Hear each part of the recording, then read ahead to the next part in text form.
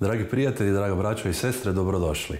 Dobrodošli na ovo jedinstveno online bogoslužje organizaciji The Gospel Coalition Jugoistočna Europa i Protestantskog evanđelskog vijeća. Upravo u ovo vrijeme želja nam je bila organizirati konferenciju sa D.A. Carsonom u Osijeku 3 dana, ali zbog novonastalih okolnosti, nažalost, nismo to bili u mogućnosti napraviti, pa upravo stoga i organiziramo ovo jedinstveno online bogoslužje. Zašto jedinstveno? Pa jedinstveno zato što su crkve diljem ove naše lijepe naše se okupile i zajednički organizirale, pripremile ovo bogoslužje u kojemu sve crkve koje evo upravo sada sudjeluju u njemu mogu i zajedno i sudjelovati. Dakle, slavit ćemo Boga pjesmom u kojoj će nas predvoditi tim slavljenja iz Baptističke crkve iz Mačkovca. Slušat ćemo jedan lijepi uvod o našem govorniku D.A. Carsonu, od tima Seviđa. Imat ćemo priliku slušati riječ Božju iz poslanice Efežanima od D.A. Carsona, jednoga od danas možda najeminentnijih autora, teologa, novozavjetničara i svjetski priznatog i poznatog govornika na različitim konferencijama, koji upravo samo za ovu priliku snimio i priredio poruku za nas, dakle u Hrvatskoj, ali i zemlja i za druge zemlje regije, pa i čak i šire. I molit ćemo zajedno, slušat ćemo riječ zajedno i na to sve nas ja pozivam. Ne zbog D.A. Carsona koje je veliko ime, već upravo zbog jednog drugog imena koje je najveće ime iznad svog ime, iznad svih drugih imena, a to je ime našega Gospodina Isusa Krista. Zbog njega smo ovdje, zbog njega smo danas u crkvi, zbog njega danas i svaki dan živimo, dišemo, dajemo njemu zapravo ono što jesmo, pa nas upravo stoga ja pozivam da tom Bogu koji je dostojan našega slavljenja, tom Bogu koji nas je stvorio, tom Bogu koji nas je otkupio, tom Bogu koji nas je zapravo spasio i učinio da imamo svrhu, smisao, da imamo život koji je u izobilju, tom Bogu upravo vas pozivam da mu se obratite, da ga slavimo, da ga obožavamo, da uključimo naše duhovne uši, da ga slušamo. Zašto? Zato što je on dostojan slavljenja. Mi smo stvoreni na hvalu slave njegove. Zajedno ga slavimo, zajedno ga obožavamo, ujedinimo se sa vjernicima diljem lijepe naše, diljem regije, pa čak i drugim zemljama u okruženju koje su upravo sada se sve zajedno priključile kako bi zajedno u isto vrijeme mogli obožavati Boga. Pozivam nas da zajedno se pomolimo za blagoslov ovog našega bogoslužja. Oče naš, koji si iznad svega, koji živiš u nama, koji nas vodiš i koji si autor svega, ali i koji ćeš biti na kraju svega, blagoslivljamo te, molimo danas da povedeš ovo naše bogoslužje, da nas povežeš u jednome duhu i da svi zajedno možemo kroz pjesme, kroz slušanje, kroz molitve proslaviti tvoje sveto ime Isus. Molimo te to upravo u njegovo ime. Amen. Svima želimo dobrodošlicu. Drago nam je da ovog nedjeljnog jutra možemo biti spojeni u jednom duhu, u jednoj istini, iz različitih krajeva, iz različitih regija, različitih zemalja, ali ujedinjeni u našem Spasitelju Isusu Kristu. I naša prva pjesma koju ćemo svi zajedno pjevati, vjerujem da je dobro znate, divno zvuči riječ o Kristu.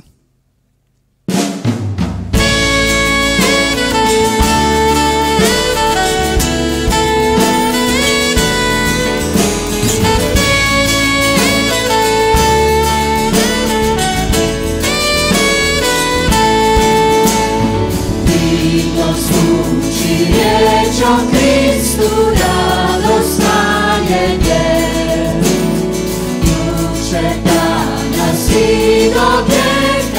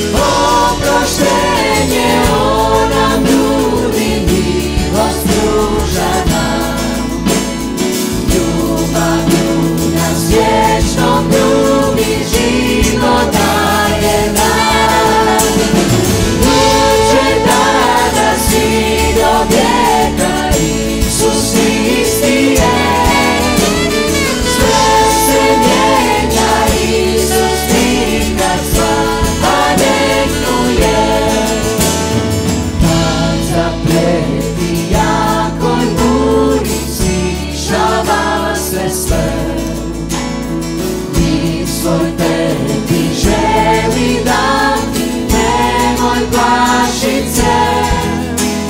Smrt je on pobjedio na križu Bogom svom. Pomoć svoju on ti pruža, car pobjedisti.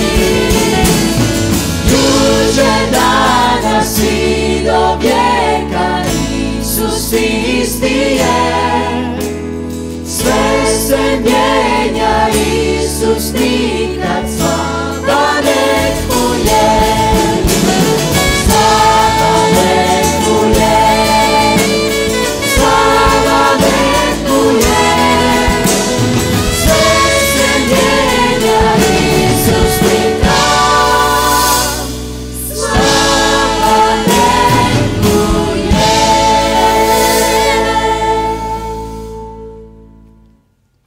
Kaže psalmista 92. psalma: dobro je slaviti Jahvu, pjevati imenu Tvome svevišnji, navještati jutrom ljubav Tvoju i noću vjernost Tvoju. Uz harfo 10 žica i liru, s pjesmom uz citaru. Obradovao si me djelima svojim, o Jahve, kličem zbog djela ruku Tvojih. Kako su silna djela Tvoja, o Jahve, i duboki naumi Tvoji. Psalmista nas poziva na štovanje, na zahvaljivanje, jer samo Bog je toga dostojan. Da ga štujemo jer nitko nije kao on. Zahvaljujemo iznad svega na njegovom Sinu Isusu Kristu. Zahvaljujemo na njegovoj riječi. Zahvaljujemo na njegovoj istini. I naša sljedeća pjesma kaže: daj hvalu Bogu i kralju svom.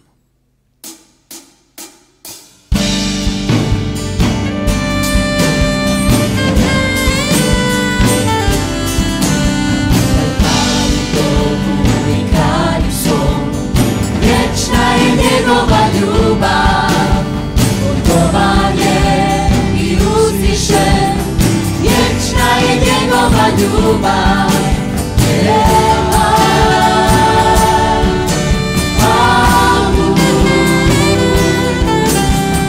Očnu ruku opruža nam.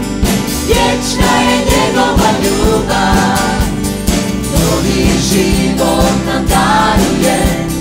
Vječna je njegova ljubav,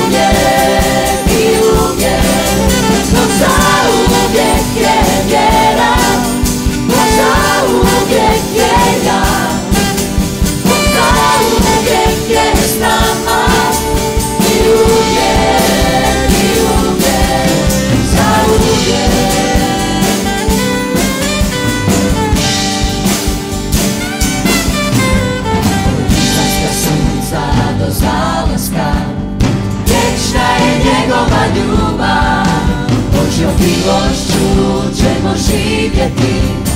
Vječna je njegova ljubav,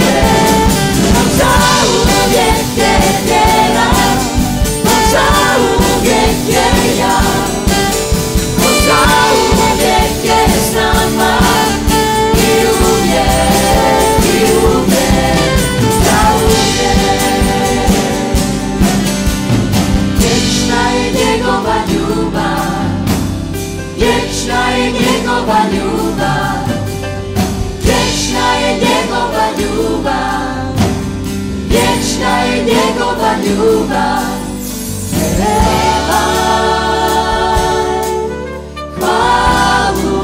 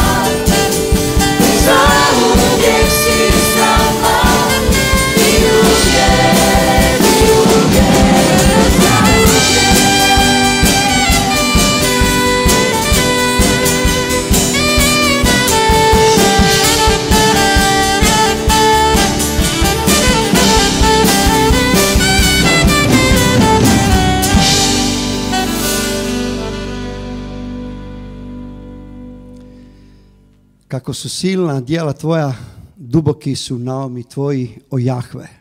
Ti si moj Bog, ja volim te, ti si moj kralj, ja slavim te.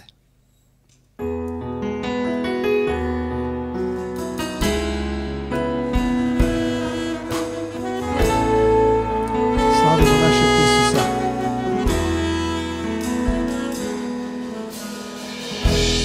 Ti si moj Bog, ja volim te, ti si moj kralj, ja slavim te, ti si moj sveti Bog. Uvijek kad padnem dižeš me, kad sam u kušnji vodiš me, ti si moj sveti Bog.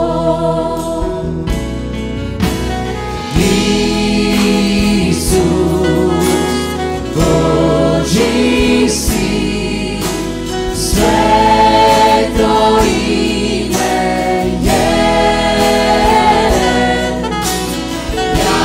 Janje nebesko, kralj svih kraljeva. Služiti želim predano, nositi mjesto istini, milosti i ljubavi.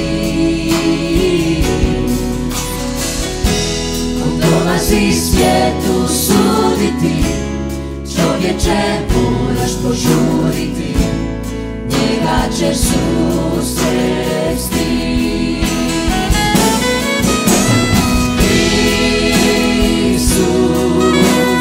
Božji si, sveto ime je. Janje nebesko, kralj svih kraljeva.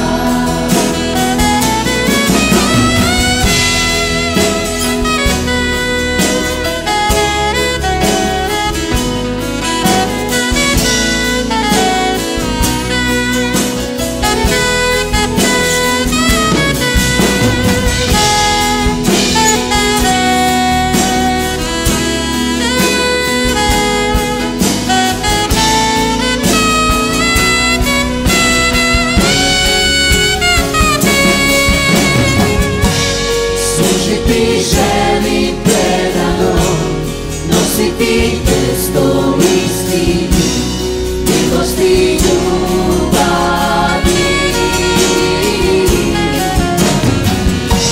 On dolazi svijetu suditi, čovječe moraš požuriti, njega ćeš susresti.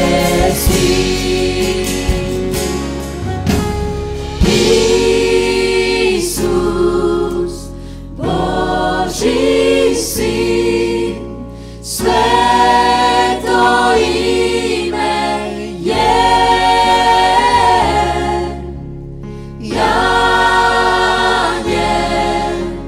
nebesko, kralj svih kraljeva.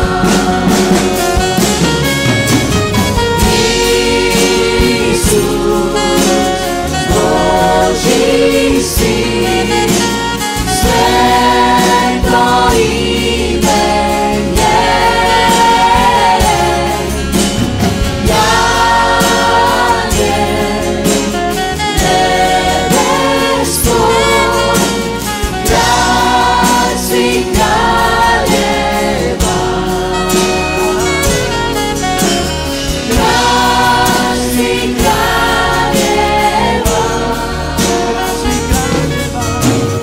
Kralj svih kraljeva.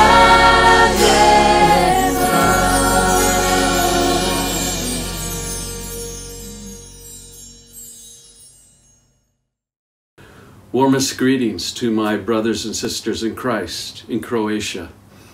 I had hoped we would see each other at the conference we had planned in Osijek, but the Lord had other plans, and actually they're bigger plans. When other countries in Europe heard that our main speaker, Don Carson, was going to be recording this talk for us, they wanted to listen in as well. So countries across Southeastern Europe and Central Europe are going to be listening to this talk as well. Thank you for sharing Don Carson with your neighbors. In the last 30 years, Don Carson has been one of the leading New Testament scholars in the world. He has authored 60 books. He has an international speaking ministry. Along with Tim Keller, he founded the Gospel Coalition. You will discover as we listen to Don together today that he is a scholar with a pastor's heart. He's a humble man. He's a Christ-centered man. May we all find great blessing as we listen to Dr. Don Carson open up for us the gospel of Jesus Christ. Hvala vam na pozivu da vam se pridružim u jugoistočnoj Europi, iako na virtualan način. Žao mi je što ne mogu biti prisutan među vama. Malo je novozavjetnih redaka koji su važniji u prikazivanju odnosa između evanđelja i crkve od poslanice Efežanima, 1. poglavlja od 3. do 14. stiha. Započet ću s čitanjem tih redaka. Nadam se da možete pratiti moj govor u vlastitim Biblijama. Blagoslovljen Bog i Otac Gospodina našega Isusa Krista, On koji nas blagoslovi svakim blagoslovom duhovnim u nebesima u Kristu. Tako u njemu nas sebi izabra prije postanka svijeta, da budemo sveti i bez mane pred njim. U ljubavi nas predodredi za posinstvo, za sebe po Isusu Kristu, dobrohotnošću svoje volje, na hvalu slave svoje milosti. Njome nas zamilova u ljubljenome, u kome njegovom krvlju imamo otkupljenje, otpuštenje prijestupa po bogatstvu njegove milosti. Nju preobilno u nas uli zajedno sa svojom mudrošću i razumijevanjem po dobrohotnom naumu svojem što ga prije u njemu zasnova, da se provede punina vremena, uglaviti u Kristu sve, na nebesima i na zemlji. U njemu, u kome i nama, predodređenima po naumu onoga koji sve izvodi po odluci svoje volje, u dio pade da budemo na hvalu slave njegove, mi koji smo se već prije nadali u Kristu. U njemu ste i vi, pošto ste čuli riječ istine, evanđelje spasenja svojega. U njemu ste, prigrlivši vjeru, zapečaćeni duhom obećanim, svetim, koji je zalog naše baštine, otkupljenja, posvojenja, na hvalu slave njegove. Ovo je riječ Gospodnja. Što nam prvo padne na pamet kada koristimo izraz crkva? U mnogim dijelovima svijeta, barem u većem dijelu Europe, riječ crkva označava ili denominaciju, ili veliku zgradu sa starim zvonikom.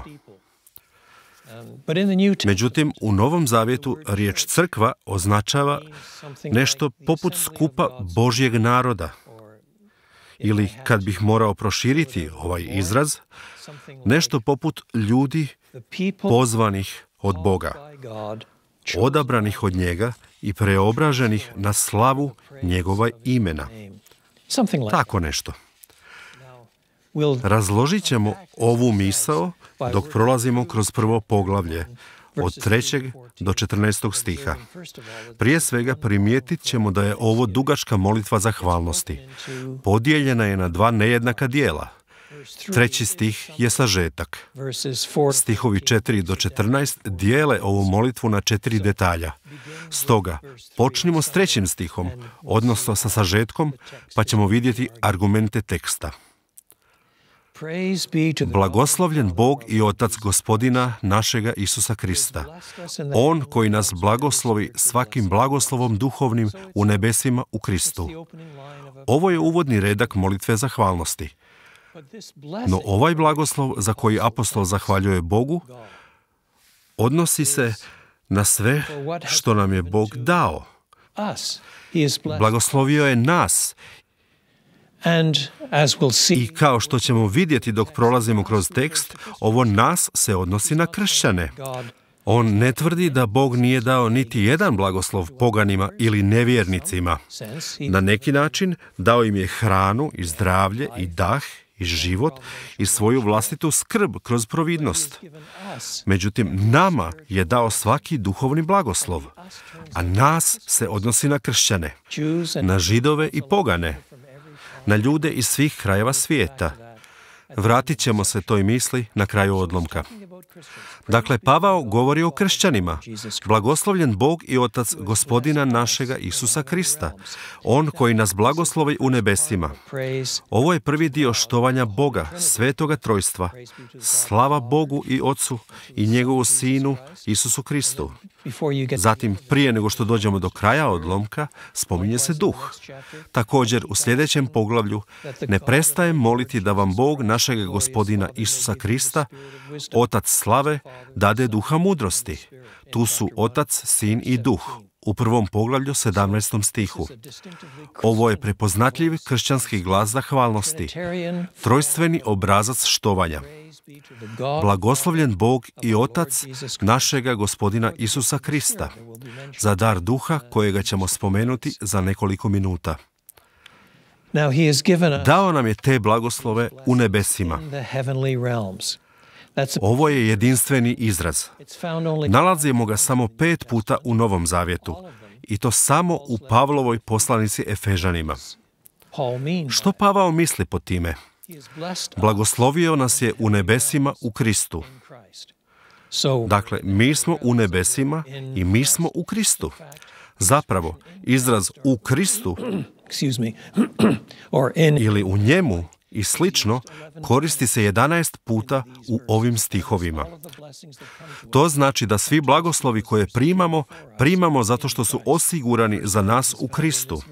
Prvi takav blagoslov nalazimo upravo u ovome stihu.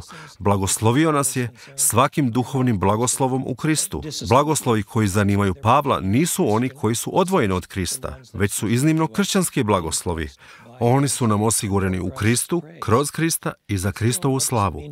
Međutim, što znači blagoslovio nas je u nebesima? Kao što sam rekao, taj se izraz javlja 5 puta u Pavlovoj poslanici Efežanima. I vrijedi pogledati svako od tih 5 pojavljivanja. Prvi put se javlja ovdje. Blagoslovio nas je u Kristu u nebesima. Sljedeći se javlja u 20. stihu, ali započinje u polovici 19. stiha, 1.19. Pavao ovdje govori o neusporedivo velikoj moći koju je Bog iskazao za nas u Kristu. Zatim kaže, ona je primjerena djelotvornosti sile i snage njegove koju na djelu pokazao u Kristu kad ga uskrisi od mrtvih. Drugim riječima, sila koju Bog ispoljava u životima kršćana istovjetna je sili koju je Bog iskazao kada je Krista uskrisio od mrtvih i posjede sebi s desna na nebesima.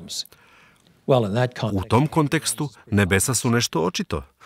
Nebeski Otac je uskrisio Krista, ne samo od mrtvih, već ga je uzdigao do nebesa. Nije se dogodilo samo uskrsnuće, već i uznesenje. Nebesa se dakle odnose na samu Božju prisutnost. I drugdje vidimo da je posjednut s desna Ocu slave na visinama. Dakle, Bog je posjeo Krista na nebesima. Zatim, malo nam je teže razumjeti drugo poglavlje, 6. stih.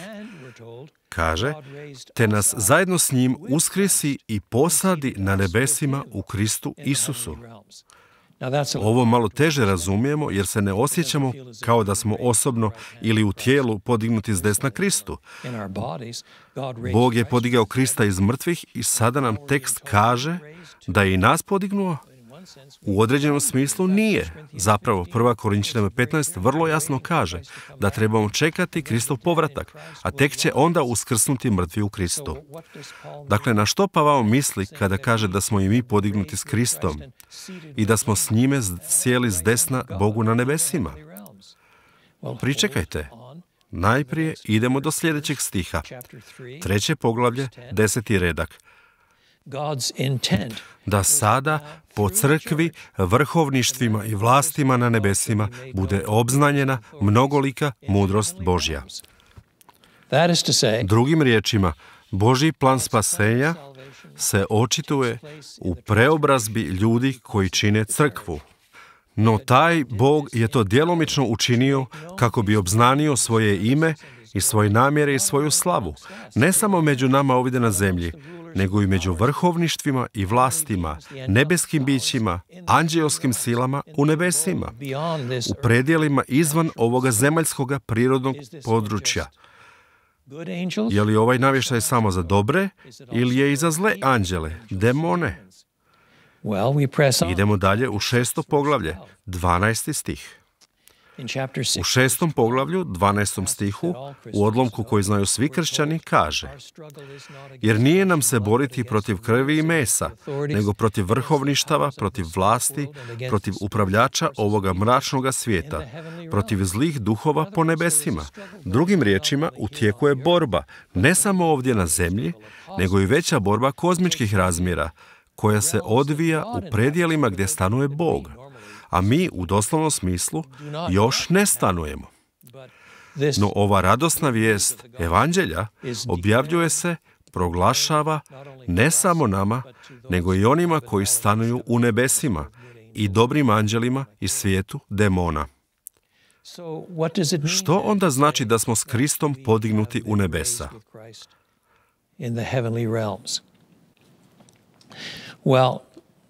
Pa uz rizik da ćemo upasti u teološki žargon, dopustite mi da sve sažmem jednom frazom. Ova fraza će biti malo nejasna dok ju ne razložimo, no dopustite mi da vam kažem frazu, a zatim ćemo je zajedno razložiti, odnosno raspakirati.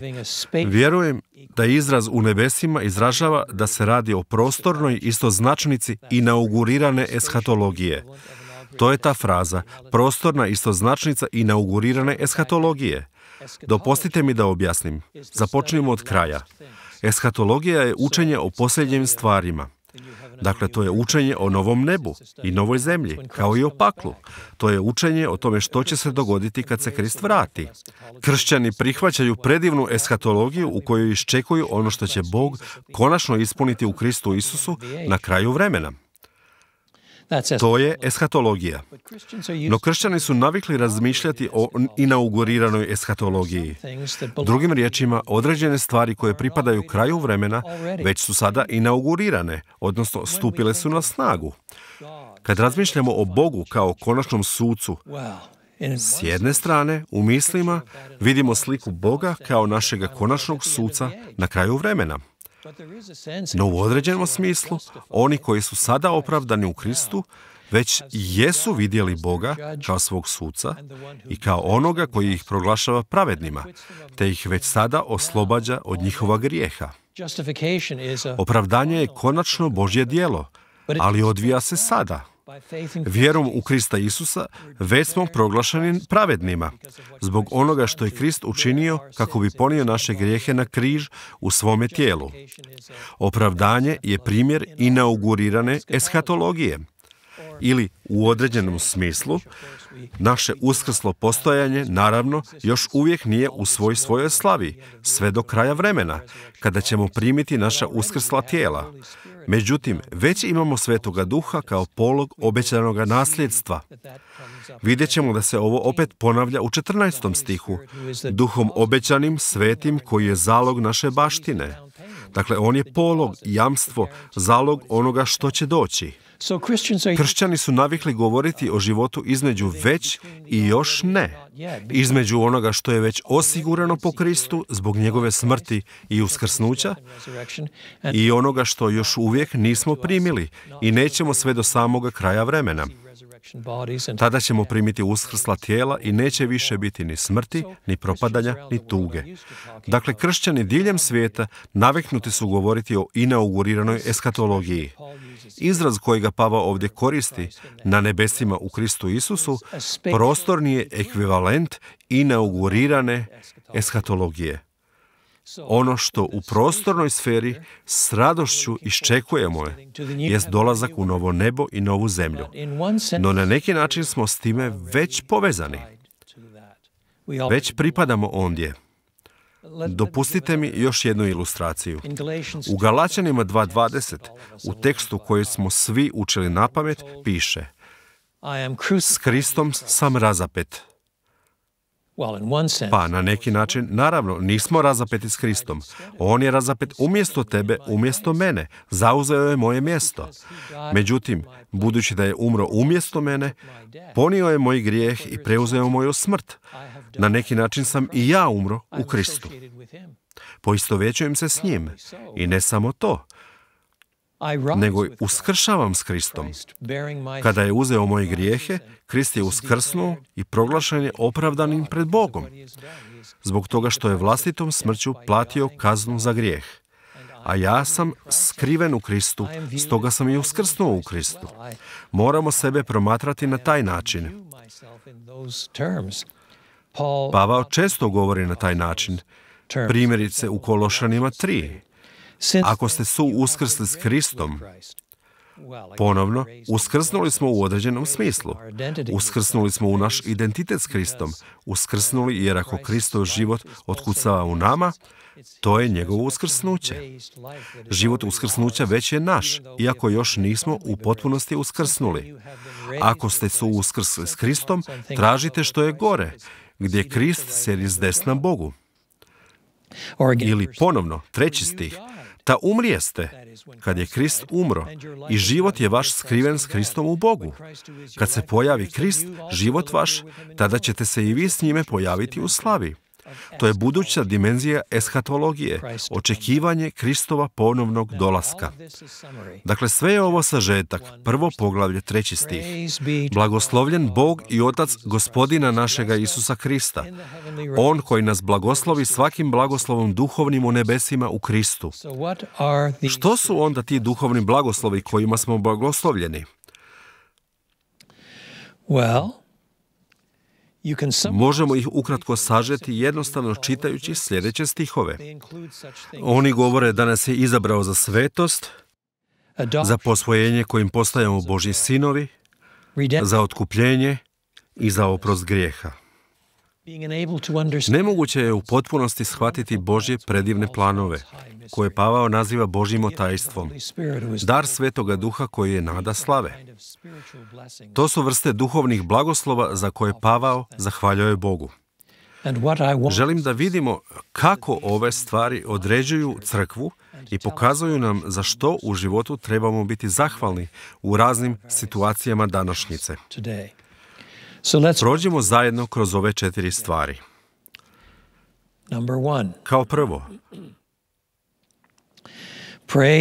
blagoslovljen Bog i Otac Gospodina našega Isusa Krista, jer kao prvo izabrani smo i posvojeni. Stihovi 4 do 6. Blagoslovljen Bog, jer 4. stih kaže, u njemu nas sebi izabra prije postanka svijeta, da budemo sveti i bez mane pred njim. U ljubavi nas predodredi za posinstvo, za sebe, po Isusu Kristu, dobrohotnošću svoje volje. Neki ljudi odmah postanu jako nervozni kad čuju za izabranje i predodređenje. No, na neki način, ove pojmove nije tako teško razumjeti. Razmislimo o Božjem odnosu s Abrahamom. Kako je Abraham postao otac saveza, veliki patrijarh? Je li to zato što se jednog dana probudio i rekao, Bože, strašan je ovo svijet, mnogo je grijeha, ali imam jedan prijedlog za tebe. Zašto ne krenemo iz početka? Ti budi moj Bog, ja ću biti praotac tvome narodu, imat ćemo potpuno novu rasu, možemo ih zvati Izraelcima, Hebrejima. Ti ćeš biti samo njihov Bog, a oni će biti tvoj narod i pokazat ćemo svijetu kako se to doista radi. Je li se to dogodilo? Nije. Abraham se nalazio među svojim precima, poganima, kada ga je Bog izabrao i pozvao iz Ura Kaldejskog. Bio je lutajući Aramejac, kako kaže jedan od proroka. Pa ipak, Bog ga je izabrao da postane otac patrijarha i onaj koji prema Galačanima 3 u konačnici ukazuje na Krista. A što je s Mojsijem? Je li Mojsije sam sebe ponudio u službu? Pa na neki način jest. Kao mladić mislio je da će spasiti svoj narod i to ga je dovelo do toga da su ga optužili za ubojstvo i da je trebao bježati da spase živu glavu sve do 80. godine svog života. Nije bio spreman sve dok ga Bog nije izabrao. Što je s Davidom? Je li David sam sebe ponudio? Ne, ne i ne. Bio je crna ovca, posljednji u nizu svoje braće. Naprotiv, Božji izbor Davida učinio ga je onim tko je postao. Drugim riječima, u svim ovim prekretnicama u povijesti otkupljenja, Bog preuzima inicijativu i izabire svoje ljude. Zašto se onda čudimo ako Bog preuzima inicijativu kada nas spašava? O tome se ovdje radi i toga se ne treba stidjeti, nego treba biti zahvalan. Zato zahvaljujemo. On nas je u njemu izabrao prije postanka svijeta. Prije postanka svijeta znači da to nije naše djelo. To je Božje djelo, čak i prije našega postojanja. On nas je u sebi izabrao prije postanka svijeta. Nije to učinio samo kako bismo bili privilegirani, nego da budemo sveti i besprijekorni. Pravo izabranje ostvaruje se u preobraženom životu, jer Bog izabire svoj narod za život, za preobraženje, za svetost i besprijekornost. Trebamo ići u tom smjeru do dokončanja svega, kad ćemo primiti proslavljeno tijelo i kada grijeha više neće biti. A sada vidimo i drugi način na koji možemo gledati na ovo posvojenje za sinovstvo. U ljubavi nas predodredi za posinstvo za sebe po Isusu Kristu. Na zapadu, gdje živim, posvajanje se obično povezuje s novorođenčetom, s bebama, vrlo malom djecom koja su ostala siročad ili su na neki način napuštena.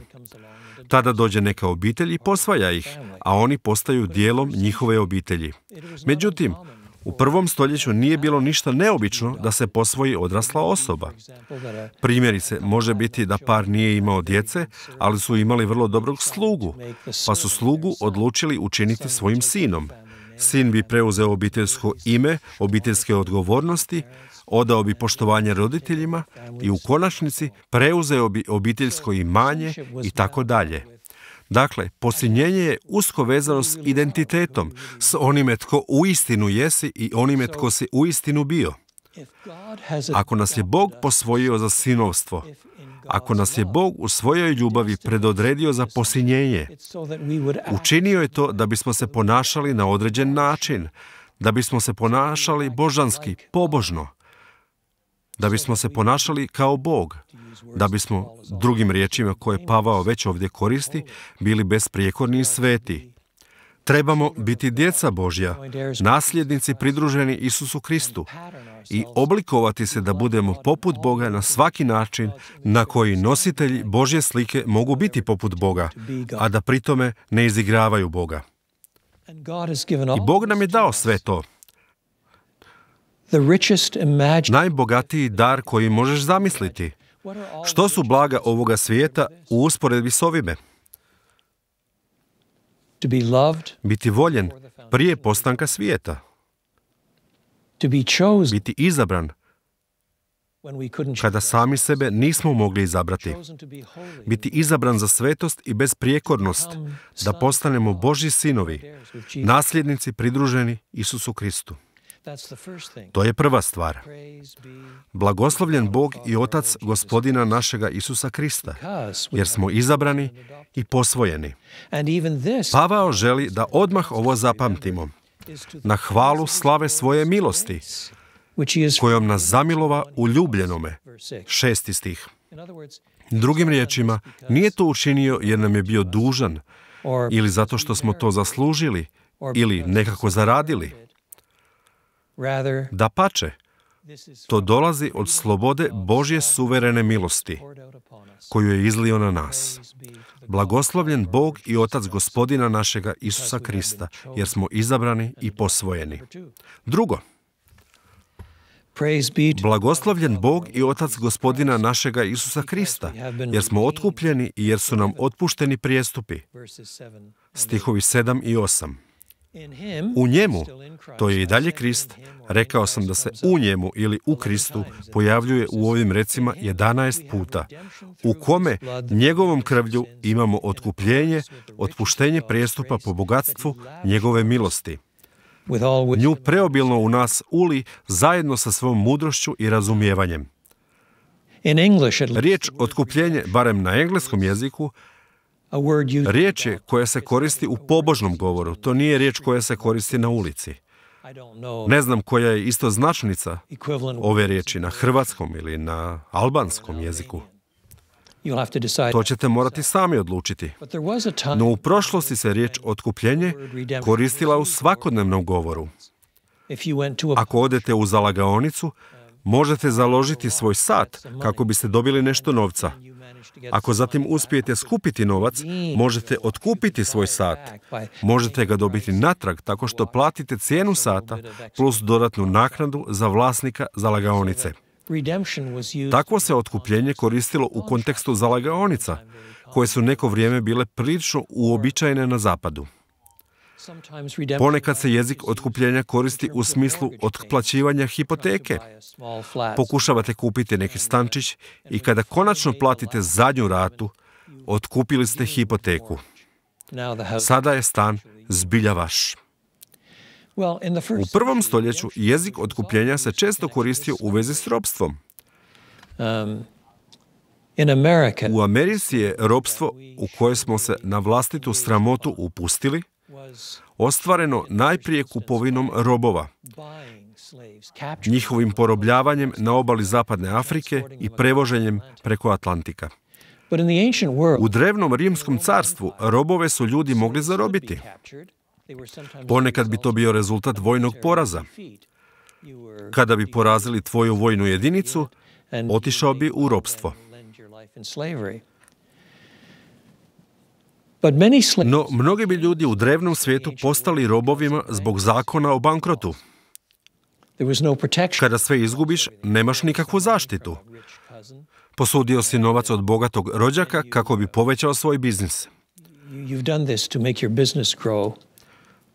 Međutim, ekonomija je nažalost krenula nizbrdo i sve se izgubio. I dalje duguješ novac svome šogoru, ali nemaš mu kako vratiti. Stoga ti je jedini izbor prodati sebe u ropstvo, a možda i sebe i cijelu svoju obitelj. Osloboditi se možeš jedino tako što će te netko kupiti natrag. Otkupiti te. Tako se otkupljenje često povezivalo i s oslobođenjem. Netko plati novac da te otkupi. Zapravo, izlazak se u Starom Zavjetu često opisuje kao oslobođenje. U ovome slučaju, kada je oslobodio svoj narod od ropstva u Egiptu, Bog je otkupio svoj narod. Došao je i djelovao, platio koliko je god bilo potrebno, primijenio svoju silu da oslobodi svoj narod od ropstva u Egiptu.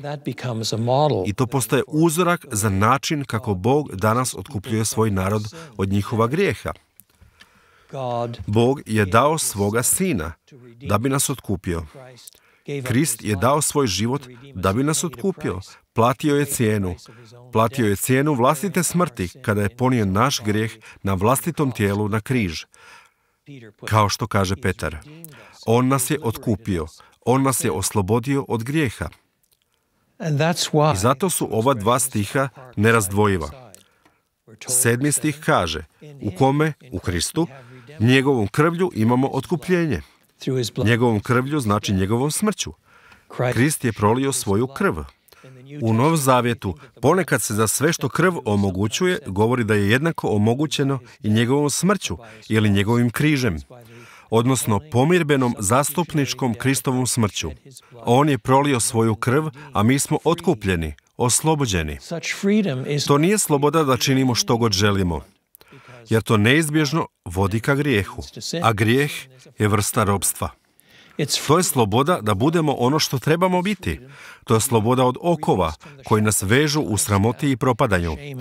To je sloboda da budemo sveti. Sloboda da ljubimo Boga svim srcem i dušom, umom i snagom.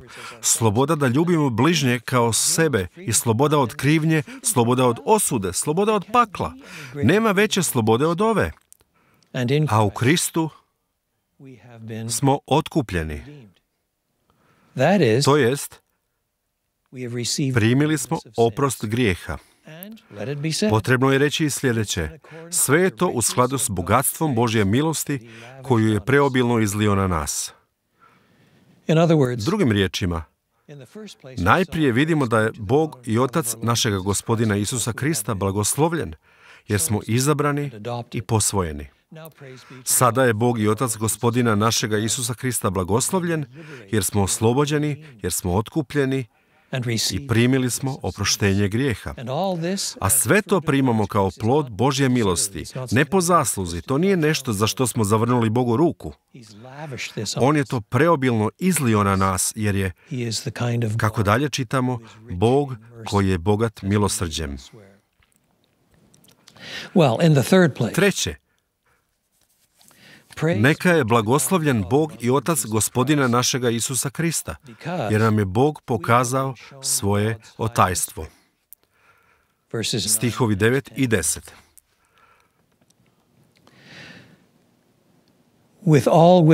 Obznanivši nam otajstvo svoje volje po dobrohodnom naumu svojem, što ga prije u njemu zasnova, da se provede punina vremena, uglaviti u Kristu sve, na nebesima i na zemlji.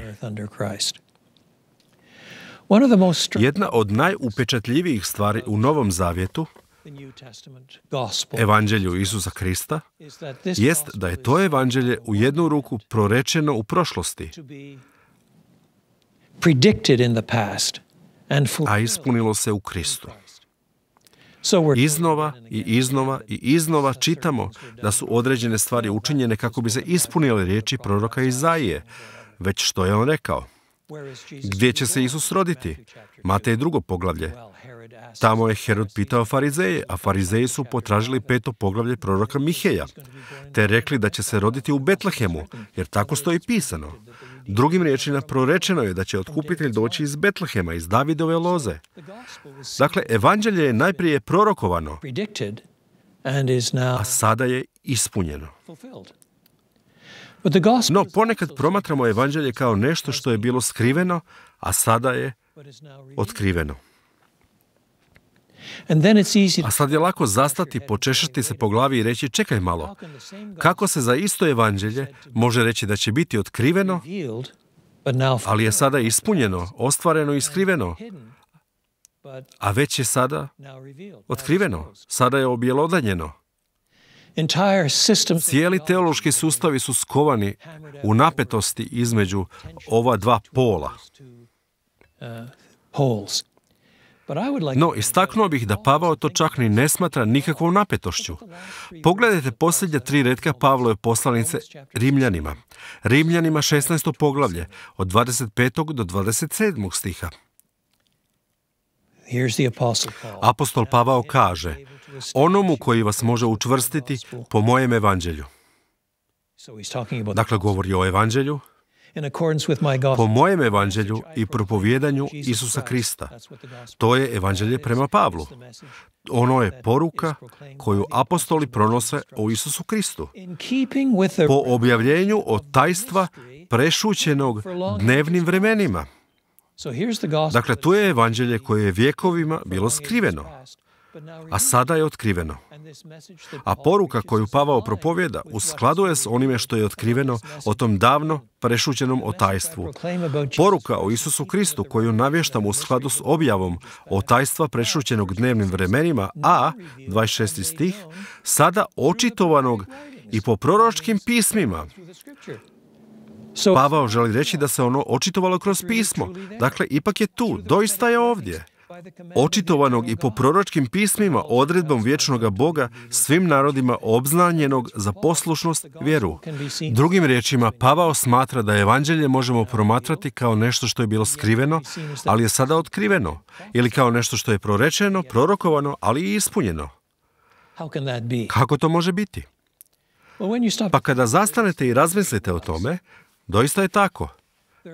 Mnogi su dijelovi evanđelja prorokovani u Starom Zavjetu, ali često na malo skriven način, iz savršeno dobrih razloga. Uzmite u obzir, na primjer, apostole za vrijeme posljednjih dana Kristove zemaljske službe. Sjećate se velike scene iz 16. poglavlja Evanđelja po Mateju, kada je Isus u Cezareji Filipovoj pitao svoje sljedbenike: što govore ljudi, tko je sin čovječji? Neki kažu ovo, a neki ono. A vi, što vi kažete, tko sam ja? Zapita ih Isus. Petar prihvati i reče: ti si Krist, pomazanik, sin Boga živoga. Isus odgovori: blago tebi, Šimune, sine Jonin, jer ti to ne objavi tijelo i krv, nego Otac moj koji je na nebesima. Drugim riječima, Petar je dao točan odgovor. I Isus ga za točan odgovor blagoslevlja. Ono što je rekao bilo je točno. Ipak, istovremeno nam kontekst pokazuje i moramo priznati da Petrov odgovor nije bio potpuno točan. Jer kada ti i ja danas priznajemo da je Isus Mesija, ne možemo si pomoći da u to ne uključimo razumijevanje tog mesijanstva. Činjenica da je bio razapet, da je umro, da je uskrsnuo. Međutim, Petar to nije razumio. Jer kad Isus nastavlja govoriti o tome kako on, Mesija, mora biti razapet i izdan i izudaran, te da mora umrijeti i da će uskrsnuti za 3 dana, Petar kori Isusa: Bože, sačuvaj, Gospodine. Mesije ne umiru, Mesije pobjeđuju. Posebno netko poput tebe, tko može činiti svakakva čuda. Nemoj mi govoriti o smrti, pričaj mi o uspjehu, o Mesijinoj slavi. Zbog ovoga je Petar zaslužio besmrtan ukor. Nosi se od mene, Sotono, sablazan si mi, jer ti nije na pameti što je Božje. I evo Petra, iskreno ispovijeda da je Isus obećani Mesija, u skladu s proročkim pismima. A ipak je za njega dio poruke o tome što će Mesija činiti nejasan. Bilo je to skriveno njegovim očima. Što više, nije se samo Petar suočio s tom sljepoćom, nego svih 12 apostola. U konačnici, kad je Isus doista bio zakopan u grob, što je jedan od apostola i uzrokovao, dakle, jedan od njih odlazi i počini samoubojstvo zbog izdaje, Juda Iskariotski. A ostali se skrivaju u sobi na katu. Što rade? Jel možda pjevaju hvalu govoreći: čovječe, jedva čekam nedjelju, kako ćemo ih samo iznenaditi? Uopće ne razmišljaju na taj način. Prestrašeni su. Jednostavno nemaju kategoriju u kojoj bi svrstali razapetog i uskrslog Mesiju. Slijepi su. Stvari su im nejasne. Unatoč odlomcima Staroga zavjeta koji govore o tome što će se dogoditi za 3 dana i sve preokrenuti. Tu je predivna pjesma o slugi u Izaiji 53. Za naše grijehe probodeše njega, za opačine naše njega satriješe. Sve je to bilo prorokovano, no činjenica je da većina radnih židovskih vjernika prije Isusova uskrsnuća iz mrtvih nije imalo kategoriju za razapetoga uskrsloga Mesiju. Drugim riječima, bilo je prorokovano, nalazilo se tu u tekstu, ali oni su i dalje bili slijepi. Što se sada dogodilo? Ova strana uskrsnuća, ova strana izlijevanja duha na dan Pedesetnice, ova strana navještanja evanđelja. Sada se dogodilo to da nam je Bog obznanio o tajstvo svoje volje. Otajstvo ne znači nešto misteriozno. To nije nešto tajanstveno, već ono što je bilo skriveno. Skriveni dijelovi Božje volje, skriveni dijelovi Božje otkupljujuće svrhe. To je obznanjeno nama, djeci evanđelja, po dobrohotnom naumu svojem, što ga prije u njemu zasnova da se provede punina vremena. Znate, tu i tamo susretnete kršćane koji kažu: znaš, dobro je biti kršćanin, ali bilo bi puno bolje biti kršćanin u vrijeme Mojsija i vidjeti sve te pošasti.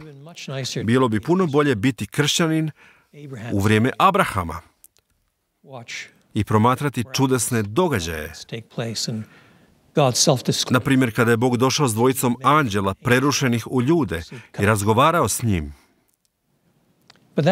Međutim, Novi Zavjet uopće ne gleda tako. Tamo čitamo da vjernici s najviše privilegija žive s ove strane križa. To su oni koji žive u Novom Savezu. Oni koji vide kako se dijelovi Staroga Zavjeta poklapaju. Oni kojima je puno manje toga sakriveno. Puno je više proročanstava sada otkriveno nego što je skriveno i što se tek treba obznaniti. Naravno da će se još puno toga obznaniti na kraju vremena, ali sada imamo toliko bolje shvaćanje o tome kako se cijela Biblija poklapa nego što su imali oni koji su živjeli u Starom zavjetu, odnosno prije novozavjetnih spisa. To je nezamislivo velik blagoslov. Bog nas je mogao spasiti, a da nam ne kaže toliko toga. Međutim, jedan od razloga zašto apostol zahvaljuje Bogu jest blagoslov otkrivenja. Dakle, nek je blagoslavljen Bog i Otac Gospodina našega Isusa Krista. Ne samo zato što smo otkupljeni i zato što nam je oprošteno, već i zato što nam je obznanjeno slavno evanđelje i što naše oči mogu vidjeti. I konačno, neka je blagoslavljen Bog i Otac Gospodina našega Isusa Krista, jer On polaže pravo na nas kao svoju svojinu. Bog polaže pravo na nas kao svoju svojinu. Glagol koji se u našim Biblijama uglavnom prevodi kao izabra, u njemu nas sebi izabra, nije isti glagol koji se ranije u poglavlju koristi za Božji izbor. Ova riječ znači nešto poput izabrati ždrijebom ili kockom. U još užem značenju to bi bilo nešto poput izabrani smo kao Božja svojina. Dakle, neka je blagoslavljen Bog i Otac Gospodina našega Isusa Krista, jer smo izabrani kao Božja svojina. Starozavjetna pozadina pojavljuje se u mnogo odlomaka, pa tako i u Mojsijevoj pjesmi iz Ponovljenog zakona 32. Ondje kaže: tad Jahvu njegov narod zapade, Jakov bi njegova baština. Ovdje nam kaže da smo mi, crkva, Božja svojina, Božja baština. Ždrijebom smo izabrani. Nismo izabrani samo da bismo bili besprijekorni i sveti, kao što piše u prvom dijelu molitve. Sada smo izabrani da budemo Božja svojina. Mi smo Božji jedinstveni narod. Kakva je to izvanredna privilegija? Stihovi koji slijede, 11. i 12, u prvom su licu množine. To je ono što smo mi primili. Pavao misli mi Židovi, budući da su svi prvi kršćani bili Židovi. Zatim u 13. i 14. stihu on mijenja zamjenice iz mi u vi i obraća se poganima u crkvama koje čitaju poslanicu. Dakle, taj mi u dijelu, u njemu smo mi izabrani, mi, u njemu, u kome i nama pred određenima po naumu onoga koji sve izvodi odluci svoje volje, u dio pade da budemo na hvalu slave njegove. Mi koji smo se već prije nadali u Kristu. Kada pokupimo ove niti, ove misli, sve je to na hvalu slave Božje u Kristu Isusu. Sve je to dano nama koji smo prvi povjerovali. Zatim nam kaže, u njemu ste i vi, 13. stih, u njemu ste i vi, pošto ste čuli riječ istine, evanđelje spasenja svoga, u njemu ste, prigrlivši vjeru, opečaćeni duhom, i tako dalje. Dakle, ovo se odnosi na pogane. Ljudi na koje se ovo odnosi, oni su iz Hrvatske, Bosne i Hercegovine, Moldavije, Albanije, Sjeverne Makedonije, Slovenije, a neki čak i izvan jugoistočne Europe, na primjer neobičan Kanađanin poput mene. Drugim riječima, ovo je vizija crkve koja se ne sastoji samo od onih koji su Božja svojina, već Božja svojina koja se sastoji od ljudi privučenih iz svakog jezika i plemena i naroda i nacije. Kada se kaže Židovi i pogani, to uključuje sve. Podsjeća nas na viziju iz Otkrivenja 5 i 7, gdje su privučeni ljudi iz svakoga dijela svemira, iz svakoga dijela svijeta, otkupljeni krvlju janjeta. I ovo je spasenje toliko izvanredno, da je narod Božji zapečaćen njime. njegovim duhom. Prigrlivši vjeru, drugi dio 13. stiha. Mislim da je to točno prevedeno, ne nakon što ste povjerovali, nego kada ste povjerovali. U njemu ste prigrlivši vjeru, opečaćeni duhom obećanim, svetim, koji je zalog naše baštine. Neki ljudi danas imaju bankovne račune čija se lozinka sastoji od dugačkog niza brojeva i slova. Lako je zaboraviti takve dugačke nizove i imena, a potpis treba potvrditi unovčenje čeka.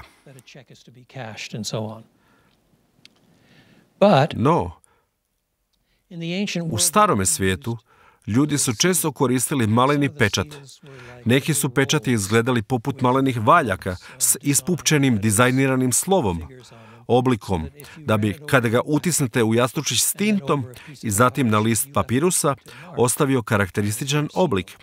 To bi bio vama svojstven pečat. Ili biste tu malu izbučinu mogli gurnuti u komad mekane gline i ostaviti svoj trag utisnut u glini. Dakle, to je slično kao kada bi Bog izlio svoga duha na određene ljude iz svakoga jezika, puka, naroda i nacije i rekao: stavljam na vas svoj pečat, ovaj je moj. I ovaj je moj. I ovaj je moj. Vidite, ovo se odnosi na sve otkupljene, Božje ljude, bili oni Židovi ili pogani, rodili se u jugoistočnoj Europi ili u Sjevernoj Americi, nema razlike. Ako ih je Bog otkupio po Kristu, Božja riječ stupa na snagu. Ovaj je moj. Što više, on je zajamčio tu istinu otiskom svoga pečata, Duhom Svetim, koji je blagoslavljena baština, zalog onoga što će tek doći. I sve to na hvalu slave njegove. Drugim riječima, Crkva Isusa Krista je otkupljena zajednica. Izabrana je i preobražena po njemu. Otpuštenih prijestupa, ljubljeni vječnom ljubavlju. Već kao posvojeni sinovi Božji. Već uživaju Duha Svetoga, koji nije samo znak Božjeg vlasništva, već i znak Božje snage, koja preobražava do posljednjeg dana, kada će baština biti konačno, potpuno i sasvim i iskustveno naša. U međuvremenu posjednuti smo s Kristom na nebesima i uživamo njegovu prisutnost, njegovu snagu, njegovu utjehu, njegovo vlasništvo na hvalu Božje slavne milosti. Amen.